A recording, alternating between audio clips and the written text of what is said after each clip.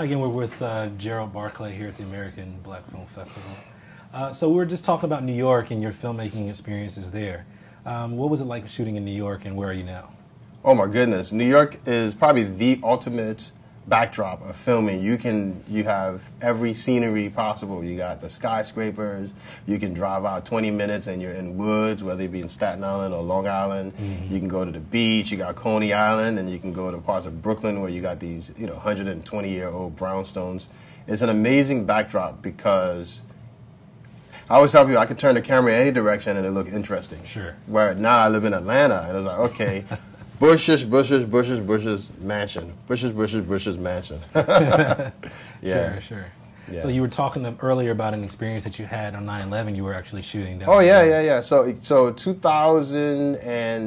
September 2001, I had finished, I was in the process of editing my first film, Bloody Crisis, that ended up, premiering at ABFF. And I remember going to a film festival that night. I went to a film screening. And, I was editing, and I was like, oh, I'll just come back when I'm finished. I'll come back to the office and finish my editing. And I had a couple of drinks after the thing. I was like, you know what? I don't want to go there because I'm going to end up not being able to wake up in the morning to move the car to the other side of the street. So I decided to drive back home. And 7 a.m. the next morning, smoke coming out of the World Trade Center. So I left my computer that night, maybe around 6:30, 7 o'clock, and I wasn't able to get back in the office maybe for like 3 weeks later because everything was blocked off. I lived about maybe 9 blocks from the World Trade Center. I mean, I worked 9 blocks from the World Trade Center, and I ended up coming back. Somewhere I have the footage, but I walked through with my little mini DV camera, and the thing looked like a set from like Armageddon. And I videotaped that footage of the World Trade Center. And the sad thing was, my first job as in high school was at the World Trade, and I used to be a corporate messenger at 5 World Trade. So, exactly. So it's interesting, but it changed things as a filmmaker. If you look at my first film, there are scenes because I had to do some pickup shots, and in the background you saw balloons and all of these murals to people that died during because I was in the middle of filming. Totally. Yes. Totally. Well. Why documentaries? Why do you love documentaries so much? The funny thing about it is, okay, so while I was in college, I invested one of my tax money into a camcorder because I got frustrated having to go and sign out equipment through the school. Sure. Because, I don't know what I'm going to be doing next Thursday, so you have to book in advance. So I invested my money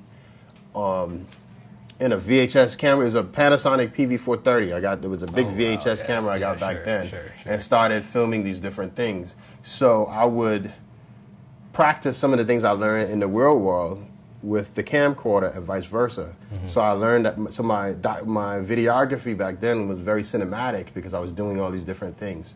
And as time went on, I realized I had actually more experience because, like I said, back then, Super 16 and 35 millimeter was very expensive. Yes. So you can do all the practices you want. You put a 2-hour VHS tape in there, you're good. Yeah. So as time went on, I realized that the documentary elements and stuff, because in '93, RZA invited me to come hang out at the studio. They were recording this album called 36 Chambers. Wonderful. So I came in there with my camcorder and just videotaped some stuff and realized that I had built up a lot of experience.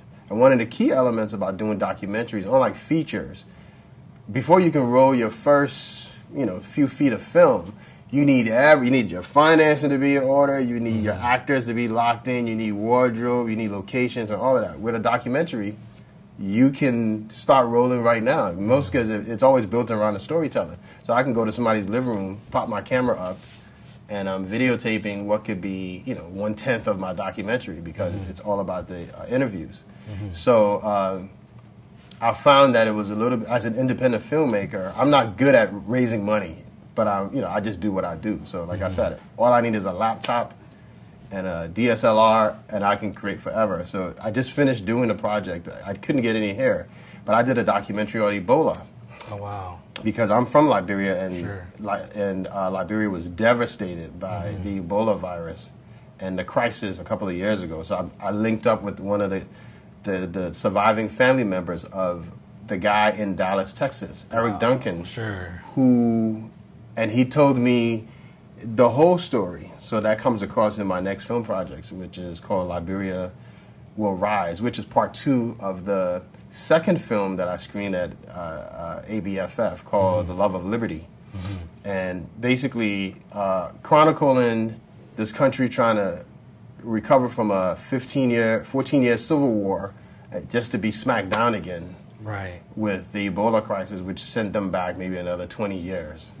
But it was an interesting story about, people who try to overcome, the biggest of obstacles. Imagine, being around when, 6, 7 members of a household just die within a 2-3 day period. Sure. So, anyways, but the Duncan family was able to allow me to tell their story through that. So they were telling me the experience with the doctors and the pharmaceutical companies and the American government and how they treated them. Not only that, the media hyped it up so well. Very much so. So I was able to tell the story mainly through the news clippings, everywhere from, from Don Lemon to, what's his name, Anderson Cooper, and everybody else in between told the story. And then I was able to counter it with eyewitness and first-hand account of what happened. Beautiful. So yeah, so that film hopefully should be screening a little later on this year at different festivals around. Sure.